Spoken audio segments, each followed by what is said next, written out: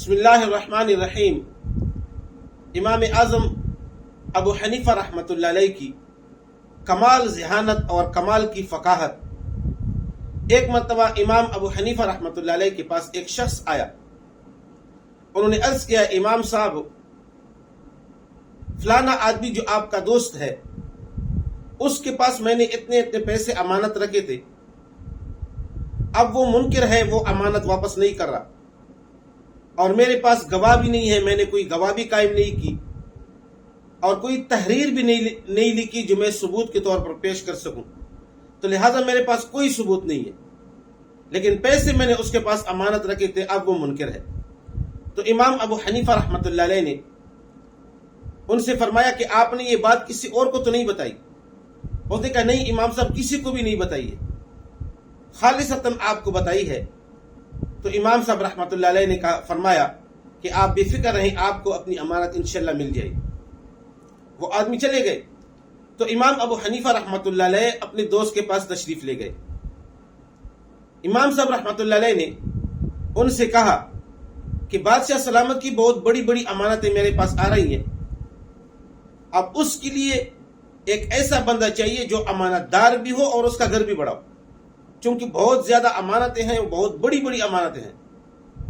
تو اس لہٰذا اس کے لیے ایسے شخص کی ضرورت ہے جو امانت دار بھی ہو اور اس کا گھر بھی بڑا ہو۔ تو اس آدمی نے کہا امام صاحب رحمۃ اللہ علیہ سے، چونکہ امام صاحب کا دوست تھا، انہوں نے کہا کہ مجھ سے زیادہ موضوع اس کے لیے اور کون شخص ہو سکتا ہے، میں امانت دار بھی ہوں اور میرا گھر بھی بڑا ہے۔ تو امام صاحب رحمۃ اللہ علیہ نے فرمایا کہ اچھا، آپ کے پاس کسی کا دعویٰ تو نہیں ہے، اس لیے کہ میں آپ کا نام بادشاہ کی دربار میں پیش کروں گا تو بادشاہ سلامت ضرور آپ کے متعلق کوئی تحقیق کریں گے، ایسا نہ ہو کہ آپ کے اوپر کسی کا دعویٰ نکل آئے تو پھر بادشاہ سلامت امانت ہی نہیں دیں گے۔ اس شخص نے کہا، نہیں، میں بالکل امانت دار ہوں، میرے اوپر کسی کا بھی دعویٰ نہیں ہے، لہٰذا میں موضوع ہوں، اس کے لیے امانت جو ہے نا آپ میرے پاس لے آئے۔ تو امام صاحب رحمۃ اللہ علیہ نے فرمایا، چلو ٹھیک ہے، 3-4 دن میں وہ امانتیں پہنچ جائیں گی تو میں آپ کو پہنچا دوں گا۔ تو امام صاحب جو ہے نا اپنے گھر تشریف لے گئے۔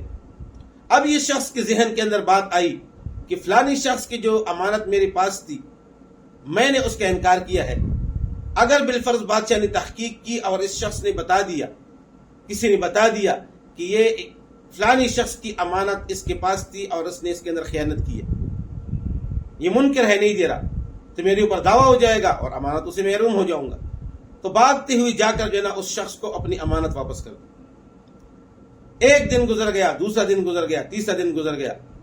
چوتھے دن وہ امام صاحب کے پاس تشریف لے آئے اور عرض کیا، امام صاحب، آپ جو فرما رہے تھے کہ بادشاہ کی امانتیں آ رہی ہیں، تو بادشاہ کی امانتیں تو نہیں آئی۔ تو امام ابو حنیفہ رحمۃ اللہ علیہ نے فرمایا کہ دیکھو، آپ نے خیانت کی تھی، فلانی شخص نے آپ کے پاس اتنے پیسے رکھے تھے اور آپ نے اس کی خیانت کر کے جو ہے نا اس کا انکار کیا، اس کے منکر تھے، نہیں دے رہے تھے، یہ تو اس پیسوں کی نکالنے کا ایک طریقہ تھا، نہ بادشاہ ہے نہ بادشاہ کی امانتیں ہیں، لیکن اس کے پیسوں کے نکالنے کا ایک طریقہ تھا، لہٰذا یہ خیانت بہت بری چیز ہے، خیانت کبھی بھی نہیں کرنا چاہیے۔ تو لہٰذا یہ امام ابو حنیفہ رحمۃ اللہ علیہ کی ذہانت اور فقاہت تھی